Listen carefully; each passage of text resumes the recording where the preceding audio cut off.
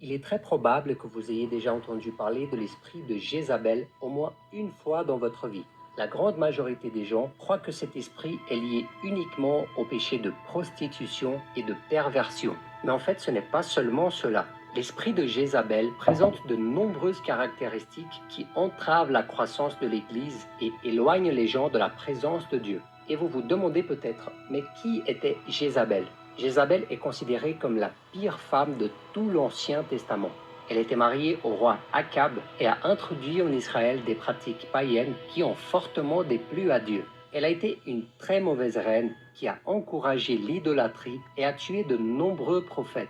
En plus de convaincre son mari d'adorer un autre Dieu que le Seigneur, elle a soutenu 850 prophètes des dieux, Baal et Astarté. Ces prophètes faisaient des rituels détestables provoquant la colère de Dieu. Le mal qui habitait le cœur de Jézabel était si grand et si fort que même Élie, l'un des plus grands et des plus importants prophètes jamais préparés par Dieu, a fui par peur des menaces de cette femme et a même demandé au Seigneur de lui enlever. Jésus continua. Si tu connaissais le don de Dieu, et qui est celui qui te dit « Donne-moi à boire » sa vie. Lisons ensemble ce que la Bible nous dit à ce sujet. Voyant cela, Élie se leva et partit pour sauver sa vie. Il arriva à Beersheba, une ville qui appartient à Juda, et il y laissa son serviteur. Quant à lui, il marcha toute une journée dans le désert, puis il s'assit sous un genêt et demanda la mort en disant « C'est assez. Maintenant, Éternel, prends-moi la vie, car je ne suis pas meilleur que mes ancêtres. » Mais Jézabel a été punie. Dieu a rempli Élie de courage et il est alors revenu et a prophétisé que cette femme mourrait d'une mort sanglante et que les chiens mangeraient son cadavre. Et c'est exactement ce qui s'est passé. La Bible raconte qu'un homme nommé Jéhu a tué le fils de Jézabel et à cause de cela, elle l'a défié. Jéhu a donc envoyé ses hommes pour la tuer. Ils ont pris d'assaut le palais et ont jeté Jézabel par la fenêtre. Jéhu a écrasé alors la femme avec ses chevaux.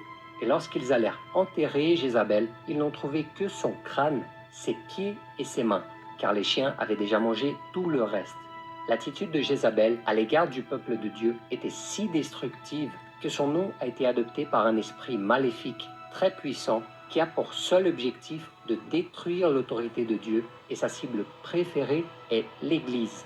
Malheureusement, dans presque tous les chrétiens, il y a une Jézabel qui trompe les gens et entrave leur croissance spirituelle. Et Dieu veut nous utiliser pour vaincre le mauvais esprit afin que son peuple puisse être béni. Mais comment savoir si l'esprit de Jézabel habite parmi nous? Avant de commencer, j'ai quelque chose d'important à vous dire.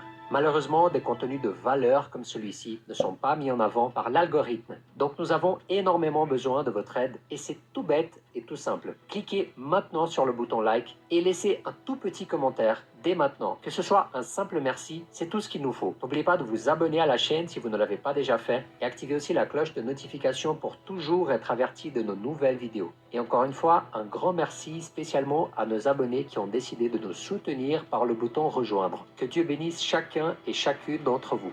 Il existe certaines caractéristiques qui peuvent indiquer l'existence d'une Jézabel dans votre église. Et la première est la prostitution.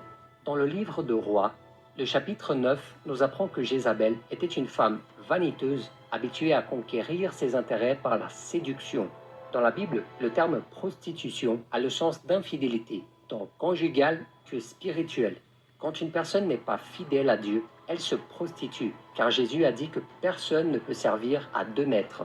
Et Jézabel pratiquait à la fois la prostitution en trahissant son mari et la sorcellerie en trahissant le Dieu d'Israël.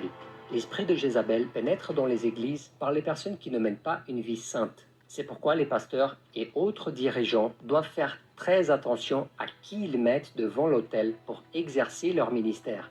Mes frères, je sais que nous sommes tous imparfaits et pécheurs. Il n'y a aucun doute à ça. Mais la personne qui est en charge de n'importe quel ministère de l'Église doit avoir sa vie dans la sainteté. Une personne qui est dans le péché de la fornication, par exemple, ou de la prostitution, n'est pas prête à diriger quoi que ce soit dans l'Église, car elle a besoin d'être restaurée avant. Et nous devons le faire avec amour et beaucoup de patience, en n'exposant jamais cette personne en public. Et en dehors de cette situation, il y a toujours une prostitution spirituelle. De nombreux membres de l'Église sont rebelles à la communauté où ils se réunissent. Les gens comme ça sautent de branche en branche à la recherche d'un endroit où il y a quelqu'un qui leur plaît, un environnement qui leur plaît, et ils cherchent chaque jour une église et un pasteur qui fassent leur volonté. Et lorsqu'ils ne sont pas satisfaits, ils créent des intrigues afin de nuire aux dirigeants. La deuxième caractéristique de l'esprit de Jézabel est l'idolâtrie. La Bible nous dit que Jézabel adorait les idoles et avait une armée de prophètes avec plus de 850 hommes soutenus par elle pour adorer des dieux étrangers.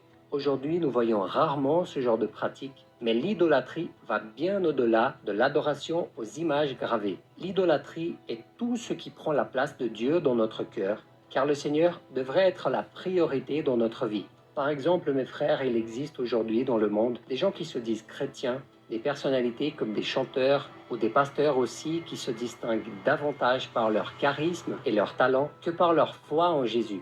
Et c'est là que l'esprit de Jézabel agit. Il amène les gens à adorer ces célébrités de l'Évangile plus que le Seigneur lui-même. Et c'est quelque chose que Dieu déteste. La troisième caractéristique que l'esprit de Jézabel est présent est la manipulation.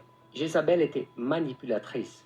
En d'autres termes, elle voulait que tout soit à sa manière, au point de convaincre son mari d'abandonner le Dieu d'Israël et d'adorer le Dieu Baal.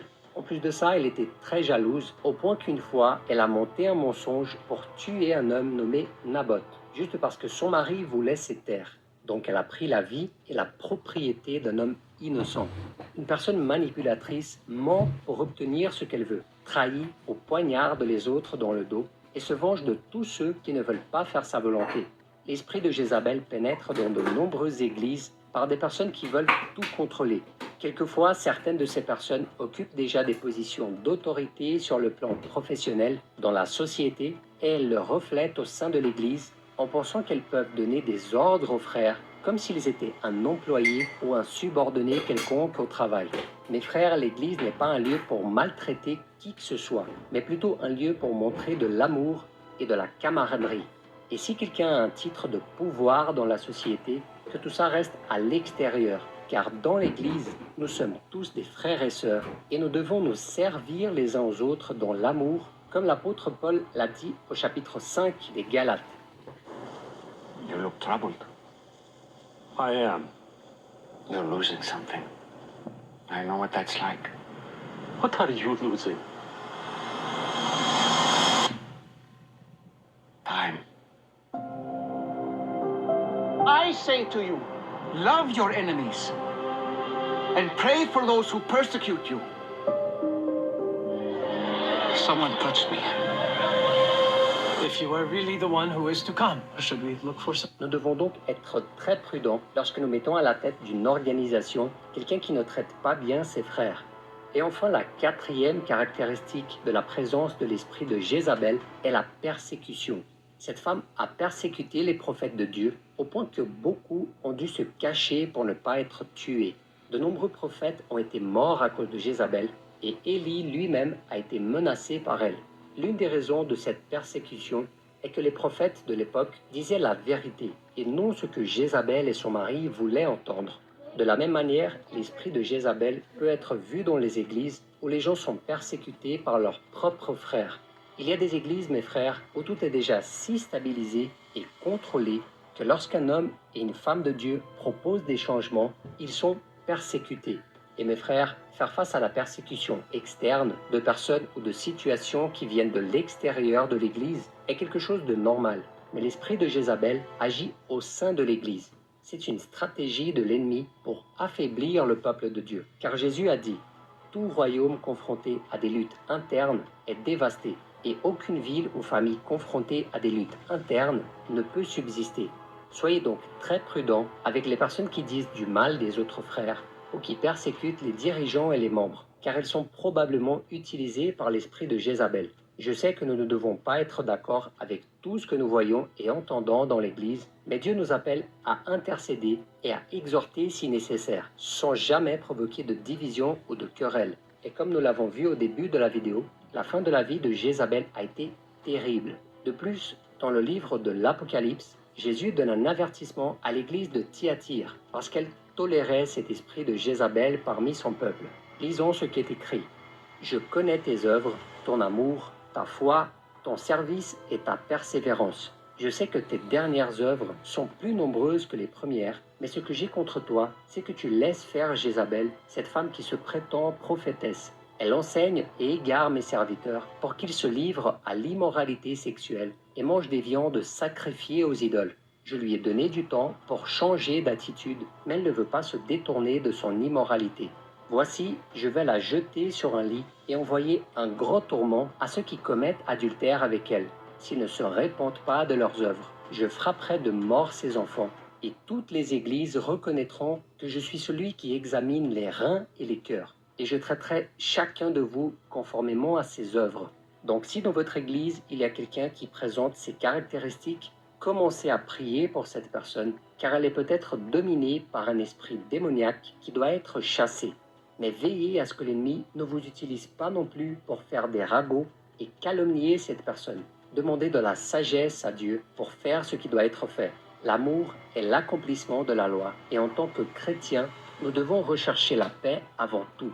Beaucoup de ces personnes sont simplement des religieux qui n'ont pas encore eu une véritable expérience avec le Seigneur et ont besoin que nous les bénissions. Mais si la personne n'accepte pas d'être traitée, mes frères, alors il n'y a rien à faire. La Bible est très claire sur ce que Dieu fera à ceux qui laissent un esprit démoniaque diriger leur vie. Le psalmiste a écrit « Voilà pourquoi les méchants ne résistent pas lors du jugement, ni les pécheurs dans l'assemblée des justes.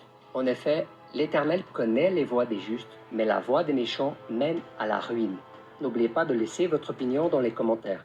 Si vous avez aimé ce message, partagez-le avec vos amis et votre famille et abonnez-vous à la chaîne. Regardez aussi ces autres vidéos que nous avons laissées en recommandation. Je suis sûr qu'elles contiennent des messages indispensables pour votre vie spirituelle. Que Dieu vous bénisse. Je vous attends dans la prochaine vidéo.